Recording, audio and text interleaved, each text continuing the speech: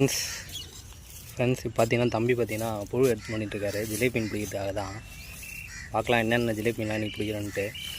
புழுவே முதல்ல காணும் ஃப்ரெண்ட்ஸ். தம்பி நல்லா ஆழமாக துணி நிற்கிறாப்புல பாருங்கள். இவ்வளோ தூரம் தோண்டி ஒரு புழு கூட காணும்.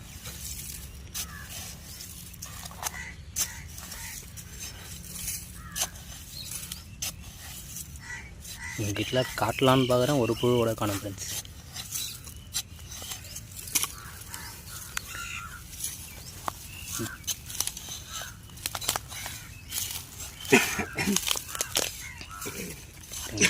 புழுலாம் நோண்டியாச்சு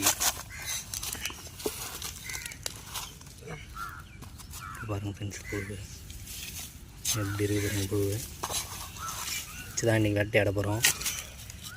என்னென்ன ஜிலேபி மீன் மாட்டுதுன்னு தெரில. நம்ம ஜிலேபி குட்டையில் தான் பிடிக்க போகிறோம்.